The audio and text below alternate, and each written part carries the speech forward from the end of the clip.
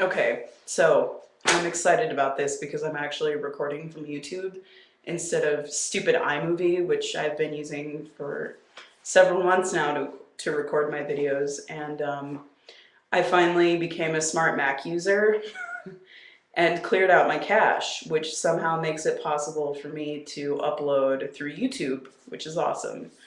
Um, no longer will I have to wait 30 minutes for a 7-minute video to upload.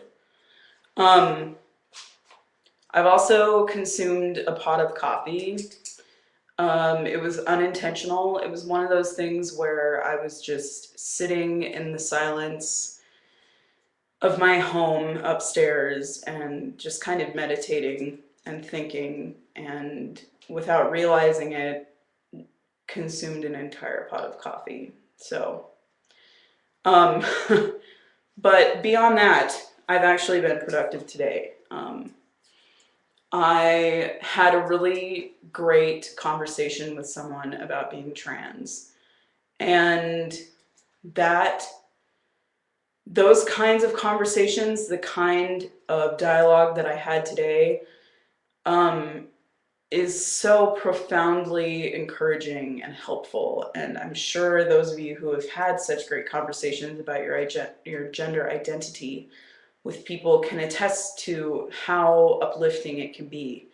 And to talk to someone who has a genuine desire to be educated and to educate themselves and to embrace a non-binary way of thinking as it pertains to gender um, can be something that kind of gives you a high as a person who is otherwise gendered. And I came away from that experience feeling very empowered and feeling liberated. And at the end of the conversation, this person said, I feel like I've actually met you now. I actually know who you are. And thank you for telling me who you are. And I thought that that was so cool. So, in keeping with my promise to update regularly, I also promise to update regularly about my disclosure process and coming out to people, and more about my trans identity, because I watched past videos and realized that I don't talk about that as much. And I don't think it's because I'm ashamed of it. I just, um, I'm dating someone who is a very private person, and to some extent, I have become a very private person in the last couple of years, but my transgender identity is something that I don't want to shout from the rooftops, but I don't want to be completely quiet about either. So this is kind of my effort to be loud and proud in a way. Um, Sorry, I'm talking to my partner right now, actually. Um, so I wrote down a list of things that I wanted to talk about. God damn it, do you see this? Ah, it came out of nowhere the other day, and I have a pretty fair complexion most of the time, but God, this thing is huge. Anyway, um, I wrote down a few things that I wanted to talk about in response to conversations I've had with friends, with acquaintances, with partners, with roommates. So I'm going to knock all that out now. My trans identity. Here's the thing about identities for me. I don't know how it is for any of you, but I think a person's transition is more about just themselves. I think a lot of times, and my partner and I have talked about this, and I've told her that I would address it in a video. I think a lot of the times there's partner erasure. And the identity of a trans person's partner is oftentimes forsaken to make it easier for the transitionee to actually, or for the transgender person to actually go through their transition. While I think that transgender people have a hard enough time going through transition without opposition from their spouse or their partner, I think it's equally important to maintain a lot of um, communication and an open dialogue about transition with their partner. And I believe that it's important to include your partner in your transition. And I think it's imperative that you include your partner in conversations about medical transition and social transition, and see kind of where they stand and where they are with their own identity, because their identity is going to come under question as well, and you can't be cavalier about that. Like, to some extent, my partner felt in the beginning as though she were being robbed of something, which I understand. She met me before I started exclusively going by my preferred name and before I started using male pronouns. So she was kind of caught in that no man's land. And so I can understand why she would say that. And I, at first, that that information really upset me. And I was kind of angry about it for a while. And then I realized that, she's going through this too. And she met me before I started disclosing at all that I was trans. Um, and so that inspired me to realize that that someone's transition is more, it isn't always about you. That's the easiest way I can say it. If there's a partner involved, you need to talk to them about it, and there needs to be an understanding that if they have questions or concerns or problems, that they can come talk to you and ask you those questions without fear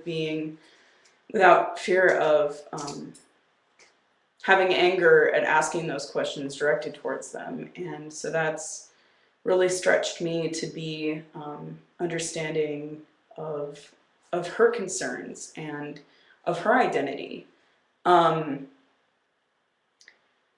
So that's something that continues to be a bit of a problem.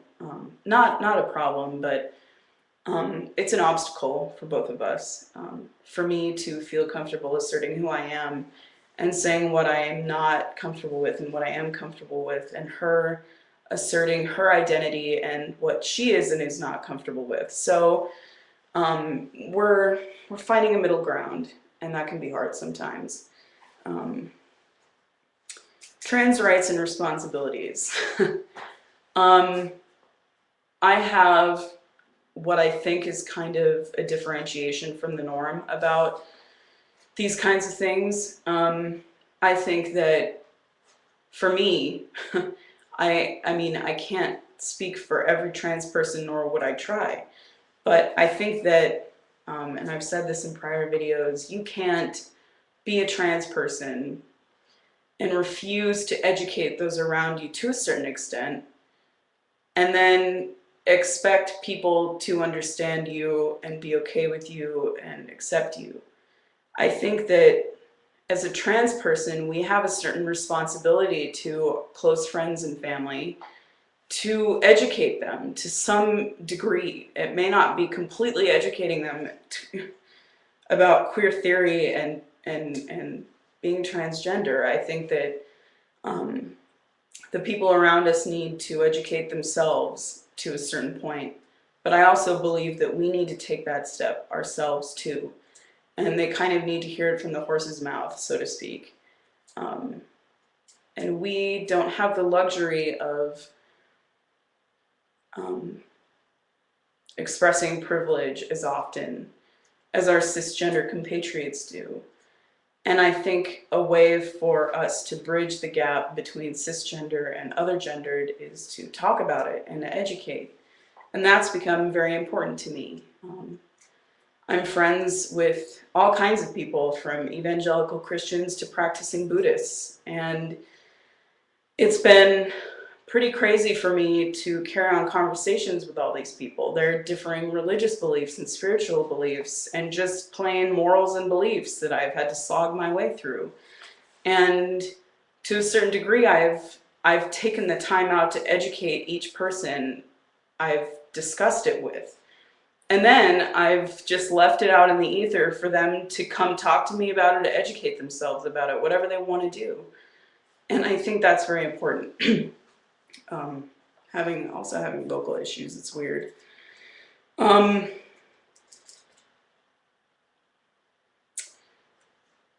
my progress as a trans person is also something that I feel compelled to talk about. Namely, my progress with transition. And I'm at 10:30, so I need to hurry it up. I think that it's important for us to keep each other honest about our transitions, kind of like a weight loss accountability buddy. I think it's so easy to just get so damn depressed about, the cost of transition and the huge emotional ramifications and physical ramifications of transition, and what it does to our minds and our bodies. And I think that that's something that we also need to talk about, that I need to talk about. I shouldn't say we, but so I'm just going to take a minute and update you all about my transition, because that's important. I'm planning my benefit recital for top surgery. I'm planning my repertoire, what I'm going to sing, who I'm going to invite, what the name of this crazy recital is going to be. And in a few months, I'm probably going to apply for a name change as soon as I have the funds to do so. And I'm working on becoming employed so I can do that. So that's where I am right now.